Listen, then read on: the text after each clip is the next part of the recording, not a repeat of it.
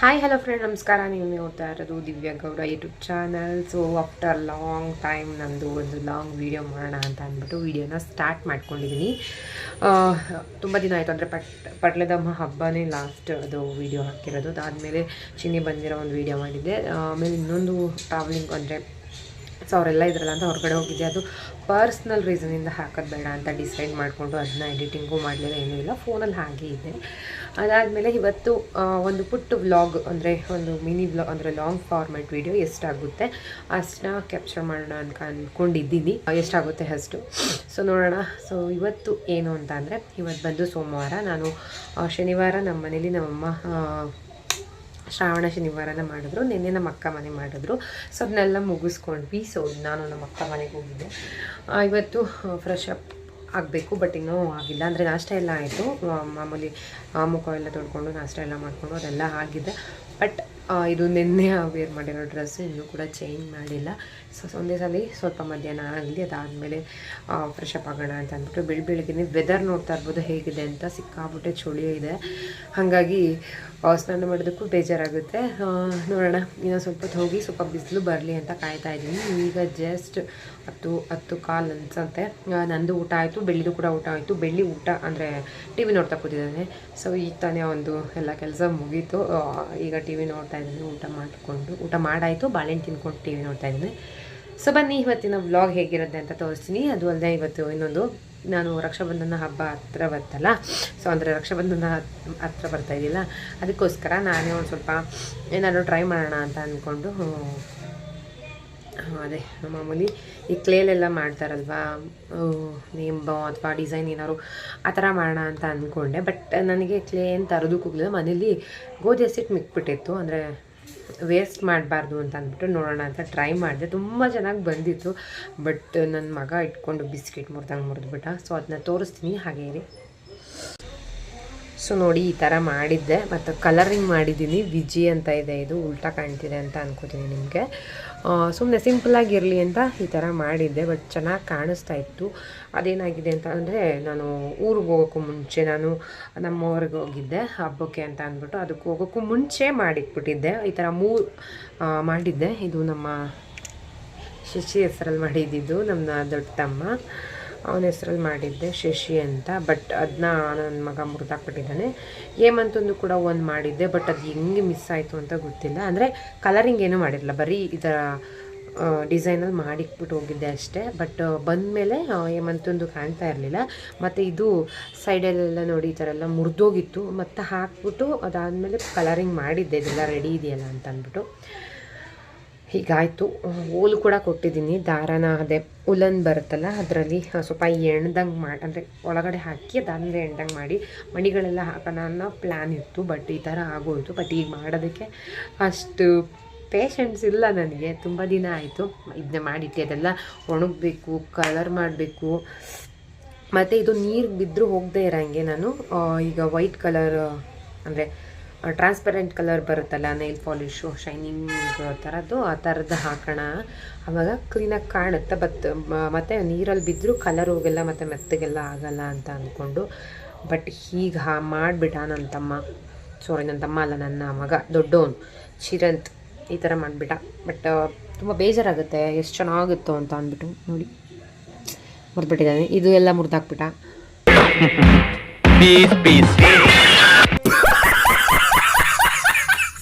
ಹಂಗಾಗಿ ಈ ಸಲ ಬೇಡ, ನೆಕ್ಸ್ಟ್ ಸಲ ನೋಡೋಣ, ಟ್ರೈ ಮಾಡೋಣ. ಈ ಸಲ ಅಂಗಡಿಯಿಂದನೇ ತಂದು ನಮ್ಮ ರಕ್ಷಾಬಂಧನ ಮಾಡೋಣ ಅಂತ ಅಂದ್ಕೊಂಡಿದ್ದೀನಿ. ಸೊ ನಾವು ಮಾಡಿದ್ದು ಫಸ್ಟ್ನೇ ಶ್ರಾವಣ ಶನಿವಾರ. ಬೇಸಿಕ್ಲಿ ನಾವು ಎಲ್ಲ ವರ್ಷವೂ ಆಲ್ಮೋಸ್ಟ್ ಫಸ್ಟ್ನೇ ಶ್ರಾವಣ ಶನಿವಾರ ಮಾಡ್ತೀವಿ, ಇಲ್ಲಾಂದರೆ ಕಡೆ ಶ್ರಾವಣ ಶನಿವಾರ ಮಾಡ್ತೀವಿ.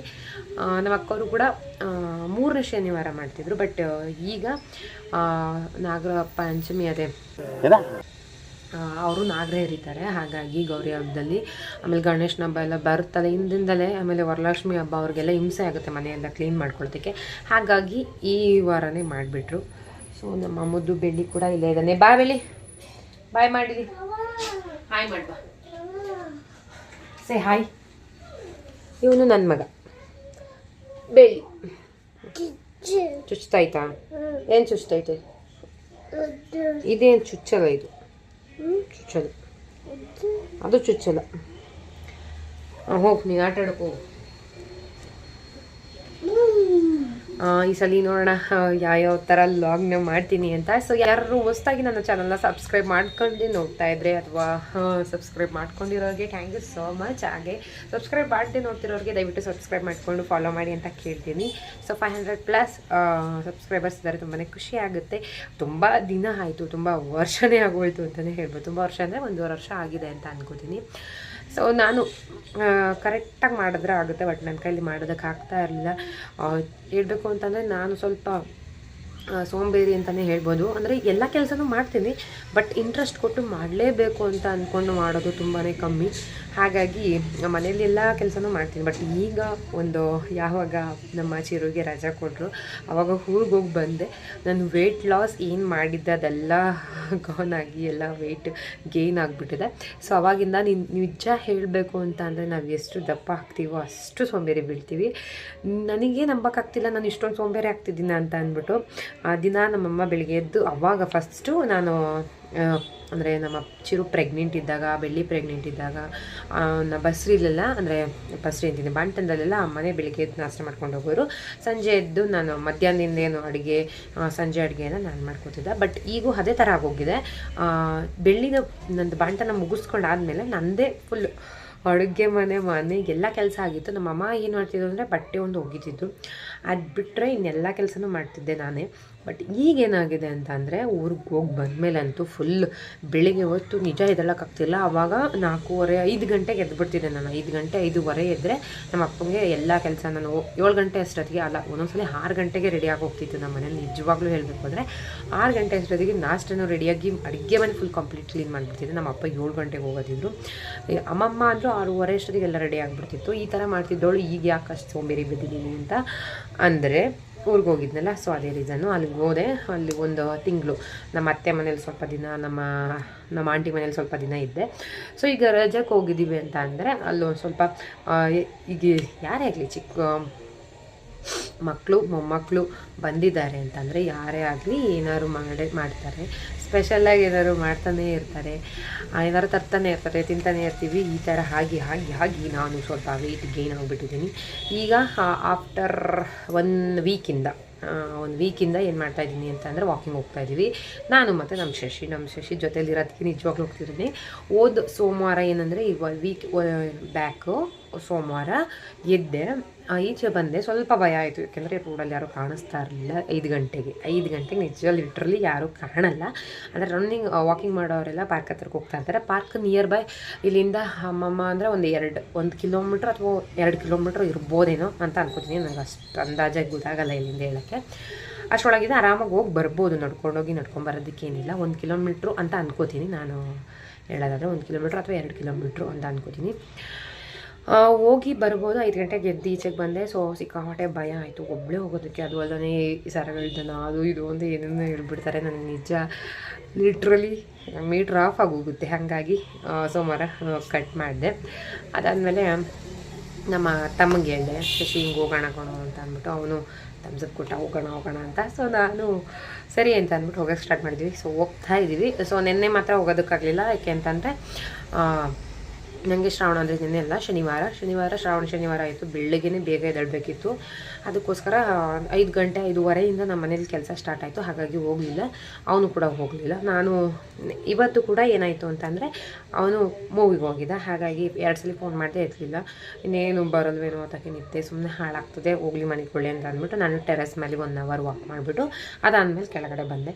ಸೊ ಈ ಥರ ನಡೀತಾ ಇದೆ ನನ್ನ ವೆಯ್ಟ್ ಲಾಸ್ ಜರ್ನಿನ ಮತ್ತೆ ಸ್ಟಾರ್ಟ್ ಮಾಡಿದ್ದೀನಿ. ಸೊ ನನಗೆ ಅದು ಹೆಂಗೆ ಸೆಟ್ ಆಗುತ್ತೋ ಏನೋ ಗೊತ್ತಿಲ್ಲ. ವೆಯ್ಟ್ ಲಾಸ್ ಮಾಡಿದ್ಮೇಲೆ ನಾನು ನಿಜ ಎಷ್ಟೇ ಕಷ್ಟಪಟ್ಟು ನಾನು ವೆಯ್ಟ್ ಲಾಸ್ ಮಾಡಿದ್ರೆ ವೆಯ್ಟ್ ಗೇನ್ ಅಂತೂ ಸಿಕ್ಕಾಬಟ್ಟೆ ಈಸಿಯಾಗಿ ಹೋಗ್ತೀನಿ. ಸೊ ವೆಯ್ಟ್ ಗೇನ್ ಆಗೋರಿಗೆ ನನ್ನ ಕಡೆಯಿಂದ ಸಿಕ್ಕಾಬಟ್ಟೆ ಟಿಪ್ಸ್ ಸಿಗುತ್ತೆ. ಅಂದರೆ ಅವ್ರಿಗೆ ಅವೆಲ್ಲ ಹಿಡಿಯಲ್ಲ ಅಷ್ಟೇ. ನನಗೆ ತುಪ್ಪ ತಿಂದರೂ ಆಗಲ್ಲ, ಮೊಸರು ತಿಂದರೂ ಆಗಲ್ಲ, ಹಾಲು ತಿಂದರೂ ಆಗಲ್ಲ, ಬೇಕ್ರಿ ಐಟಮ್ಸ್ ತಿಂದರೂ ಆಗಲ್ಲ. ಇವೆಲ್ಲ ತಿಂದರೆ ಆಬ್ವಿಯಸ್ಲಿ ಅವೆಲ್ಲ ತಿನ್ನಲೇಬಾರ್ದು. ಬಟ್ ಸ್ಟಿಲ್ ದಪ್ಪ ಹೋಗ್ತೀನಿ ನಾನು. ಅಂದರೆ ತುಂಬಾ ಚೆನ್ನಾಗಿ ಗ್ರೋ ಆಗ್ತೀನಿ, ನನ್ನ ಬಾಡಿ ಗ್ರೋ ಆಗ್ತೀನಿ, ಅಂದರೆ ವೆಯ್ಟ್ ಗೇನ್ ಆಗಿಬಿಡ್ತೀನಿ. ನಾನು ಈ ಥರದ ಹಾಲು ತುಪ್ಪ ಮೊಸರು ಇದಿಷ್ಟೇ ಸಾಕು ನನ್ನ ದಪ್ಪ ಮಾಡೋದಕ್ಕೆ. ಇಷ್ಟಿದ್ದರೆ ಕಣ್ತುಂಬ ನಿದ್ದೆ ಇದ್ದರೆ ಆರಾಮಾಗಿ ವೆಯ್ಟ್ ಗೇನಾಗಿ ಹೋಗ್ತೀನಿ. ಬಟ್ ದೇವರಿಗೆ ನಾನು ನೆಕ್ಸ್ಟ್ ಜನ್ಮ ಅಂತ ಇದ್ದೆ. ತುಂಬ ಸಣ್ಣಗೆ ಏನು ತಿಂದರೂ ಮೈಗೆ ಹತ್ತದೇ ಇರೋ ಥರ ನಮ್ಮ ಬಾಡಿನ ಕ್ರಿಯೇಟ್ ಮಾಡಿಬಿಡು ಅಂತ ಕೇಳ್ಕೊತ ಇವತ್ತಿನ ವ್ಲಾಗ್ನ ಸ್ಟಾರ್ಟ್ ಮಾಡ್ತೀನಿ. ಸೊ ಐ ಹೋಪ್ ಇಲ್ಲೇ 10 ನಿಮಿಷ ಮಾತಾಡ್ಬಿಟ್ಟೆ ಅಂತ ಅನ್ಕೋತೀನಿ. ಸೊ ನೋಡೋಣ ಹೇಗಿರುತ್ತೆ ಅಂತ ತೋರಿಸ್ತೀನಿ. ಯಾರು ಸಬ್ಸ್ಕ್ರೈಬ್ ಆಗದೆ ನೋಡ್ತಿದ್ದೆ ದಯವಿಟ್ಟು ಸಬ್ಸ್ಕ್ರೈಬ್ ಮಾಡ್ಕೊಂಡು ಹೋಗಿ. ನನ್ನ ಮಗ ಇದನ್ನು ಪೀಸ್ ಅಂತ ಪೀಸ್ ಮಾಡಾಕ್ಬಿಟ್ಟಿದ್ದಾನೆ. ಸೊ ಓಕೆ ನೋಡೋಣ. ಇದು ಮಾಡೋಕ್ಕೆ ನಿಜವಾಗ್ಲೂ ಈಗ ಇಂಟ್ರೆಸ್ಟ್ ಇಲ್ಲ, ಬೇರೆ ಕೆಲಸಗಳಿದೆ. ನನಗೆ ರೀಲ್ಸ್ ಎಲ್ಲ ಅಪ್ಲೋಡ್ ಮಾಡಬೇಕಾಗಿದೆ, ಎಲ್ಲ ಎಡಿಟಿಂಗ್ ಮಾಡ್ತಾಯಿದ್ದೀನಿ. ಎಡಿಟಿಂಗ್ ಮಾಡಿ ಅವನ್ನೆಲ್ಲ ಅಪ್ಲೋಡ್ ಮಾಡೋದು ತುಂಬಾ ಕೆಲಸ ಇದೆ. ಅದು ಅಲ್ಲದೆ ನನಗೆ ಇಲ್ಲಿ ಏನಾಗ್ತಿದೆ ಅಂತಂದರೆ ಪಕ್ಕದಲ್ಲಿ ಅಂದರೆ ಇವತ್ತಿನ ಒಂದು ವೀಡಿಯೋ ಇದು ಬರೀ ಮಾತಾಡಿರೋದೇ ವೀಡಿಯೋ ಹಾಕ್ತೀನಿ, ಯಾಕೆಂದರೆ ನಿಜವಾಗ್ಲೂ ಆಗೋದಿಲ್ಲ. ನನಗೆಲ್ಲ ಬ್ಲಾಗ್ ಮಾಡ್ಕೊಂಡು ಹಾಕಿದ್ರೆ ಸಿಕ್ಕಾಪಟ್ಟೆ ಲಾಂಗ್ ಆಗೋಗುತ್ತೆ. ನನಗೆ ಅದನ್ನ ಎಡಿಟಿಂಗ್ ಮಾಡಿ ಪೋಸ್ಟ್ ಮಾಡೋಕ್ಕೆ ಸಿಕ್ಕಾಪಟ್ಟೆ ಕಷ್ಟ ಆಗಿದೆ. ಇಲ್ಲಿ ವೈಫೈ ಅಂದರೆ ನೆಟ್ವರ್ಕ್ ಕ್ಲೀನಾಗಿ ಸಿಗೋದು 1-2 ಕಡೆ ಸಿಗುತ್ತೆ. ಅಲ್ಲಿ ಅಮ್ಮಮ್ಮ ಅಂದರೆ 1 ಅವರ್ ಕುತ್ಕೋಬೇಕು, ನನಗೆ ಅದು ಫುಲ್ ಕಂಪ್ಲೀಟ್ ಆಗಬೇಕು ಅಂದರೆ ಲಾಂಗ್ ಫಾರ್ಮೇಟ್ ವೀಡಿಯೋಗೆ. ಸೊ ಹಂಗಾಗಿ ತುಂಬ ಕಷ್ಟ ಆಗುತ್ತೆ ನನಗೆ ವೀಡಿಯೋಸ್ ಮಾಡೋದಕ್ಕೆ. ನಮ್ಮ ಅಕ್ಕರ ಮನೇಲಂತೂ ಚಿಟಿಕೆ ಹೊಡೆದರಲ್ಲಿ 1/4 ಗಂಟೆಲಿ ನಾನು ಎಷ್ಟೇ ದೊಡ್ಡ ವೀಡಿಯೋ ಆದರೂ ಅಪ್ಲೋಡ್ ಮಾಡ್ಬೋದು. ಬಟ್ ದಿನ ಅಲ್ಲಿ ಹೋಗಿ ಮಾಡೋದಕ್ಕಾಗೋದಿಲ್ಲ. ಸೊ ಅದಲ್ಲದೆ ಎಡಿಟಿಂಗ್ ಇರುತ್ತೆ, ಮಕ್ಕಳು ನೋಡ್ಕೊಳ್ಳೋದಿರುತ್ತೆ, ಮನೆ ಕೆಲಸಗಳಿರುತ್ತೆ. ಸೊ ಹೆಣ್ಮಕ್ಳಿಗೆ ಗೊತ್ತಿರುತ್ತೆ ಎಷ್ಟು ಕೆಲಸ ಇರುತ್ತೆ ಮನೇಲಿ ಅಂತ. ಅಂದರೆ ಒಂದಲ್ಲ ಒಂದು ಕೆಲಸ ಇದ್ದೇ ಇರುತ್ತೆ. ಯಾವತ್ತೂ ಕೆಲಸನೇ ಇಲ್ಲ ಆರಾಮಾಗಿದ್ದೀನಿ ಅನ್ನೋ ದಿನಗಳು ನಿಜವಾಗ್ಲೂ ಸಿಗಲ್ಲ. ಅದೇ ನಾವು ಮರ್ತ್ಕೊಂಡು ಹೇಳ್ಬೋದೇನೋ ಅಷ್ಟೇ, ಇವತ್ತೆಲ್ಲ ಕೆಲಸ ಮುಗಿದು ಏನೂ ಇಲ್ಲ ಅಂತ ಅಂದ್ಕೊಂಡು. ಸೊ ಇದೆಲ್ಲ ನಿಜ ಅನಿಸಿದ್ರೆ ಕಮೆಂಟ್ ಮಾಡಿ. ಲೇಡೀಸ್ ವುಮೆನ್ಸ್ ಯಾರು ಮದುವೆ ಆಗಿ ಮಕ್ಕಳಾಗಿ ಜೀವನ ನಡೆಸ್ತಿರೋ ಅಂಥ ಹೌಸ್ ವೈಫ್ಸ್. ಅದಾದಮೇಲೆ ಇನ್ನೇನಿಲ್ಲ, ಏನೋ ಹೇಳೋಕ್ಕೆ ಬಂದೆ ಮರ್ತೋದು. ಅದೇ ಹೇಳ್ದಾಗೆ ಮಿನಿ ವ್ಲಾಗ್ಸ್ ಎಲ್ಲ ಮಾಡೋದು ಪೆಂಡಿಂಗ್ ಇದೆ. ಏಕೆಂದರೆ ನಿನ್ನೆ ಶ್ರಾವಣ ಶನಿವಾರ, ಇವತ್ತು ಅಕ್ಕೋರ ಮನೆ ನಿನ್ನೆ ಶ್ರಾವಣ ಶನಿವಾರ, ಮೊನ್ನೆ ನಮ್ಮ ಮನೆ. ಹೀಗಾಗಿರೋದ್ರಿಂದ ನನಗೆ ಆ ವಿಡಿಯೋಗಳು ಎಡಿಟಿಂಗ್ ಮಾಡೋದಕ್ಕೆ ಟೈಮ್ ಸಿಗಲಿಲ್ಲ. ಅಲ್ಲೆಡು ಮಗನ ಹಣ್ಣಾಗಿಲ್ಲ, ಕಾಯಿ ಹಣ್ಣಾಗಲಿ. ಮುಚ್ಚು, ಕವರ್ ಮುಚ್ಚು, ಕವರ್ ಮುಚ್ಚಿಡು ಆಯಿತಾ. ಗೊಂಬೆ ಹಾಕ್ಕೊಡ್ಲಾ? ಅವನಿಗೆ ಅಡ್ವರ್ಟೈಸ್ಮೆಂಟ್ ಬಂದರೆ ನೋಡೋದಕ್ಕಾಗಲ್ಲ, ಇಂಟ್ರೆಸ್ಟ್ ಇರೋಲ್ಲ, ಬೇರೆ ಚೇಂಜ್ ಮಾಡೋ ಅಂತಂದರೆ. ಸೊ ಈಗ ಹಾಕೊಟ್ಬಿಟ್ಟು ಬಂದೆ. ವಾಯ್ಸ್ ಕೇಳಿಸೋದಿಲ್ಲ. ಇನ್ನು ಈ ದಾರಗಳೆಲ್ಲ ಹೇಗೆ ಕಟ್ಟಿದ್ದೀವಿ ಅಂತಂದರೆ ಈಗ ವೆದರ್ ಹೇಗಿದೆ ಅಂತ ಗೊತ್ತಲ್ಲ. ಸೊ ಹಾಗಾಗಿ ಬಟ್ಟೆಗಳೆಲ್ಲ ಒಣಗೋದಕ್ಕೆ ಸಿಕ್ಕಾಪಟ್ಟೆ ಕಷ್ಟ ಆಗ್ತಿದೆ. ಬಿಸಿಲೆಲ್ಲ ತುಂಬ ಕಮ್ಮಿ ಬರುತ್ತೆ. ಅಂಥ ಟೈಮಲ್ಲಿ ಜಾಸ್ತಿ ಒಣಗದೇ ಇರೋ ಬಟ್ಟೆಗಳು, ಒಣಗದಿರೋ ಬಟ್ಟೆಗಳನ್ನೆಲ್ಲ ಇಲ್ಲಿ ಹಾಕ್ಕೊಂಡಿರ್ತೀನಿ. ಇಲ್ಲಾಂದರೆ ವಾಷಿಂಗ್ ಮಿಷಿನ್ಗೆ ಹಾಕಿದಾಗ ಫುಲ್ಲು ಇವತ್ತು ಬಿಸಿಲು ಬರೋದೇ ಇಲ್ಲ ಅಂದಾಗೂ ಕೂಡ ಇಲ್ಲಿ ಹಾಕೋತೀನಿ. ಹಾಗಾಗಿ ಇಲ್ಲಿದೆ. ಇವತ್ತು ಸಿಕ್ಕಾಪಟ್ಟೆ ಚೆನ್ನಾಗಿ ಬಿಸಿಲಿದೆ, ಹಾಗಾಗಿ ಮೇಲೆ ಹಾಕಿದ್ದೀವಿ. ಇವತ್ತು ಬಿಸಿಲಿರೋದ್ರಿಂದ ಮೇಲೆ ಬಟ್ಟೆಗಳು ಒಣಗುತ್ತೆ. ಹಾಗೆ ಸ್ವಲ್ಪ ತಲೆಗೆಲ್ಲ ಎಣ್ಣೆ ಹಚ್ಕೋಬೇಕು. ಆವಾಗಲೇ ಹೇಳ್ದಂಗೆ ಸಣ್ಣ ಅಂದರೆ ಶಾರ್ಟ್ ವೀಡಿಯೋಗಳೇನಿದೆ ಅಂದರೆ ಇನ್ಸ್ಟಾಗ್ರಾಮ್ಗೆ ಹಾಕುವಂಥ ಶಾರ್ಟ್ಸು ಅವನ್ನೆಲ್ಲ ಎಡಿಟಿಂಗ್ ಮಾಡಿಲ್ಲ. 3 ದಿವಸದ್ದು ವೀಡಿಯೋಗಳಿದೆ, ಅದನ್ನೆಲ್ಲ ಎಡಿಟಿಂಗ್ ಮಾಡಿ ಪೋಸ್ಟ್ ಮಾಡಬೇಕು. ಇವತ್ತು ಎಡಿಟಿಂಗ್ ಮಾಡ್ತಾಯಿದ್ದೀನಿ. ಒಂದು ಲಾಂಗ್ ಫಾರ್ಮೆಟ್ ವೀಡಿಯೋ ಮಾಡ್ಕೊಳ್ಳೋಣ, ಇನ್ಮೇಲೆ 16 ಡೈಲಿ ಹಾಕೋಣ ಅಂತ ಅಂದ್ಕೊಂಡಿದ್ದೀನಿ. ನೋಡೋಣ ಏನಾಗುತ್ತೆ ಅಂತ ಗೊತ್ತಿಲ್ಲ, ಅಂದ್ಕೊಂಡು ಮಾಡ್ತಾಯಿದ್ದೀನಿ. ಇನ್ನೊಂದು ಅಂತ ಅಂದರೆ ನನ್ನ ಫೋನ್ ಡಿಸ್ಪ್ಲೇ ಬೇರೆ ಹಾಳಾಗಿ ಹೋಗಿತ್ತು. ಲಿಟ್ರಲಿ ನಾನು ಊರಿಗೆ ಹೋದಾಗ ಅದು ಹೆಂಗೆ ಅದು ಆನ್ ಆಯಿತು ಅಂತ ನನಗೆ ಗೊತ್ತಿಲ್ಲ. ಅದಾಗದೆ ಫೋನ್ ಆನ್ ಆಗಿದೆ. ಅದು ನನ್ನ ಮಗ ಬಂದ. ಅದು ಫೋನು ನಾನು ಊರಿಗೆ ಹೋದಾಗ ನನ್ನ ಹಬ್ಬದಲ್ಲಿ ಹಾಳಾಗಿದ್ದು. ಬಟ್ 3 ದಿವಸ ಆದಮೇಲೆ ಇದ್ದಕ್ಕಿದ್ದಂಗೆ ಅದೇ ಆನ್ ಆಯಿತು. ಸೊ ಸಿಕ್ಕಾಪಟ್ಟೆ ಖುಷಿ ಆಯಿತು. ಅಲಾರಾಮ್ ಮಾಮೂಲಿ 5:30ಗೆ ಅಥವಾ ಅದಾದಮೇಲೆ ಶನಿವಾರದೊತ್ತು ನಾನು ಡೈಲಿ ರೆಗ್ಯುಲರಾಗಿ ಚಿರುಗಿ ಬಿಡೋದು 3:30, 3 ಕಾಲಾಗುತ್ತೆ. ಅಂಥ ಟೈಮಲ್ಲಿ ಅಲಾರಾಮ್ ಇಟ್ಕೊಂಡಿರಲ್ಲ, ಯಾಕೆಂದರೆ ರೆಗ್ಯುಲರಾಗಿ ಬರಬೇಕೆಲ್ಲ ಗೊತ್ತಾಗುತ್ತೆ. ಸ್ಯಾಟರ್ಡೇ ಹೊತ್ತು ಏನಾಗುತ್ತೆ ಅಂತಂದರೆ ಊದ್ಬಿಡ್ತೀವಿ ಒಳ್ಳೆ ಸುಮ್ಮನೆ. ಸ್ಯಾಟರ್ಡೇ ಹೊತ್ತು 12:30ಗೆ ಬಿಡ್ತಾರಾ. ಸೈಲೆಂಟಾಗಿರು ಮಗನೆ, ಇಟ್ಕೊಂಡು ಸ್ಯಾಟರ್ಡೇ ಹೊತ್ತು ಏನಾಗುತ್ತೆ ಅಂದರೆ 12:30ಗೆ ಬಿಡ್ತಾರೆ. ಬಟ್ ನನಗೆ ಏನು ಅಂತಂದರೆ ಡೈಲಿ 3 ಗಂಟೆಗೆ ಕರ್ಕೊಬಂದು ರೂಢಿಯಾಗಿ ಸ್ಯಾಟರ್ಡೇ ಹೊತ್ತು ಮರ್ತೋಗ್ತೀನಿ ಅಂತ ಅಂದ್ಬಿಟ್ಟು ಅಲಾರಾಮ್ ಇಟ್ಕೊಂಡಿರ್ತೀನಿ.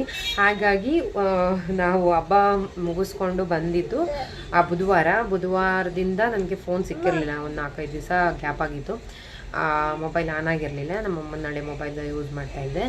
ಸೊ ಅದಾದಮೇಲೆ ಅಲಾರಾಮ್ ಅದೇ ಹೊಡ್ಕೋತಾ ಇತ್ತು. ಡೈಲಿ ಬೆಳಿಗ್ಗೆ ಅಲಾರಾಮ್ ಹೊಡ್ಕೋತಿತ್ತು ಅಂದರೆ ಚಾರ್ಜರ್ ಇತ್ತು, ಹೊಡ್ಕೋತಾ ಇತ್ತು. ಬಟ್ ಆಫ್ ಮಾಡಿ ಮಾಡೋಗ್ತಾ ಇದ್ದೆ. ಬಟ್ 12:30ಗೆ ನಮ್ಮ ಚಿರುನ್ ಕರ್ಕೊಬರೋಕ್ಕೆ ಹೋಗೋಕ್ಕೆ ಅಲಾರಾಮ್ ಹೊಡಿತಿತ್ತು. ಆವಾಗ ಸ್ಕ್ರೀನ್ ಆನ್ ಆಗಿತ್ತು. ಸಿಕ್ಕಾಪಟ್ಟೆ ಖುಷಿ ಆಗೋಯ್ತು ನನಗೆ.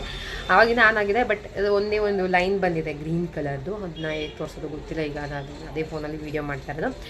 ಸೊ ಅದು ಬಂದಿದೆ, ಅದು ಯಾವಾಗ ಮತ್ತೆ ಡಿಸ್ಪ್ಲೇ ಹೋಗುತ್ತೆ ಅಂತ ಗೊತ್ತಿಲ್ಲ. ನನ್ನ ಮಗನಿಂದ ಈಗ ಆಗಿದ್ದು, ಅಂದರೆ ಫಸ್ಟ್ ಡಿಸ್ಪ್ಲೇ ಅದು ಎಲ್ಲ ಸ್ಕ್ರ್ಯಾಚ್ ಆಗಿದ್ದು ನನ್ನ ಮಗನಿಂದ.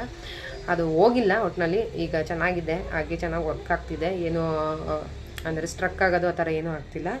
ಮತ್ತು ಹೋಗೋದು ಬರೋದು ಅಂದರೆ ಮಾಡುತ್ತಲ್ಲ ಡಿಸ್ಪ್ಲೇ ಹೋದಾಗ ಸ್ವಲ್ಪ ವೈಟ್ ಆ್ಯಂಡ್ ಡಾರ್ಕ್ ಆಗುತ್ತಲ್ಲ, ಆ ಥರ ಏನಾಗ್ತಿಲ್ಲ, ಚೆನ್ನಾಗಿದೆ. ಹೀಗೆ ಇರಲಿ ಇನ್ನೂ ಸ್ವಲ್ಪ ದಿವಸ ಅಂತ ಹೇಳ್ತಾ ಇವತ್ತಿನ ವ್ಲಾಗ್ ಇಷ್ಟೇ. ಸೊ ನೋಡ್ತೀನಿ, ಅದಕ್ಕೋಸ್ಕರ ಮಧ್ಯದಲ್ಲಿ ಗ್ಯಾಪ್ ಆಗ್ಬೋದು ಅಂತ ಹೇಳ್ತಾ ಇದ್ದೀನಿ ಈಗಲೇ, ಯಾಕೆಂದರೆ ರೆಗ್ಯುಲರಾಗಿ ಮಾಡ್ತೀನಿ ಅಂತ ಹೇಳಲ್ಲ. ಇದು ನನ್ನ ಕೈಲಿ ಆದಷ್ಟು ನನ್ನ ಕೈಲಿ ಆದಾಗ ಮಾಡ್ತಾನೇ ಇರ್ತೀನಿ. ಅದೇ ಈಗ ಕಂಟಿನ್ಯೂಸ್ ಆಗಿ ಮಾಡ್ತೀನಿ ಅಂತ ಅನ್ನೋದು ನಾನು ಡಿಸ್ಪ್ಲೇ ಹೋದಾಗ ಮತ್ತೆ 100% ನಾನು ಇಲ್ಲಾಂದರೂ ಒಂದು ತಿಂಗಳೇನಾದ್ರು ಗ್ಯಾಪ್ ಮಾಡೇ ಮಾಡ್ತೀನಿ. ಯಾಕೆಂದರೆ ಫೋನ್ ಒರಿಜಿನಲ್ ಹಾಕ್ಸೋಣ ಅಂತ ಅಂದ್ಕೊಂಡಿದ್ದೀನಿ. ಡಿಸ್ಪ್ಲೇ ಹೋದರೆ ಡಿಸ್ಪ್ಲೇ ಅದು ಒರಿಜಿನಲ್ ಹಾಕಬೇಕು ಅಂದರೆ ಅಮ್ಮಮ್ಮ ಅಂದರು 7000 ಬೇಕಾಗುತ್ತೆ ಅಂತ ಹೇಳಿದ್ದಾರೆ. ಸೊ ಹಾಗಾಗಿ ಅಂದರೆ ಒಂದು ವಾರ ಬೇಕಾ ಹಾಕ್ಸೋಕ್ಕೆ ಅಂತ ಅನ್ನೋದು, ಬಜೆಟ್ ಬೇಕಲ್ವಾ, ಹಾಗಾಗಿ ಹೋಗದೆ ಇರಲಿ ಅಂತ ಕೇಳ್ಕೊತೀನಿ. ಸೊ ನೋಡೋಣ, ಇವತ್ತಿನ ವ್ಲಾಗ್ ಇಷ್ಟೇ. ಸೊ ನನ್ನ ಮಾತುಕತೆನೇ ಆಗಿತ್ತು. ನೋಡೋಣ, ಇವತ್ತು ವಿಡಿಯೋ ಮಾಡೋಣ ಅಂತ ಅಂದ್ಕೊಂಡೆ, ಬಟ್ ಈಗ ನೋಡ್ತಾ ಇದ್ರೇ ಗೊತ್ತಾಗ್ತಿದೆ, ಒಂದು 15 ನಿಮಿಷ ಮಾತಾಡ್ಬಿಟ್ಟಿದ್ದೀನಿ. ಸೊ ಹಾಗಾಗಿ ನೆಕ್ಸ್ಟ್ ವ್ಲಾಗಲ್ಲಿ ಸಿಗ್ತೀನಿ. ಸೊ ನೋಡ್ತಾ ಇರಿ, ಹೆಂಗೆ ಸಪೋರ್ಟ್ ಮಾಡ್ತಾ ಇರಿ. ಯಾರೆಲ್ಲ ಸಬ್ಸ್ಕ್ರೈಬ್ ಮಾಡಿದೆ ವೀಡಿಯೋಸ್ನ ನೋಡ್ತಿರೋ ದಯವಿಟ್ಟು ಸಪೋರ್ಟ್ ಮಾಡಿ. ನಿಮ್ಮ ಸಪೋರ್ಟ್ ನನಗೆ ನಿಜವಾಗ್ಲೂ ಖಂಡಿತವಾಗ್ಲೂ ಬೇಕು. ಸೊ ಏನೋ ಒಂದು ಯೂಟ್ಯೂಬಲ್ಲಿ ಒಂದು ಹೆಜ್ಜೆ ಇಡೋಣ, ಒಂದೆರಡು ಹೆಜ್ಜೆ ಮೇಲೆ ಕತ್ತೋಣ ಅಂತ ಅಂದ್ಕೊಂಡು ಸ್ಟಾರ್ಟ್ ಮಾಡಿದ್ದೀನಿ. ಯಾರೂ ಕೈ ಬಿಡಬೇಡಿ ಅಂತ ಹೇಳ್ತಾ ಇವತ್ತಿನ ವ್ಲಾಗ್ನ ಹೀಗೆ ಎಂಡ್ ಮಾಡ್ತಿದ್ದೀನಿ. So love you all, bye, take care.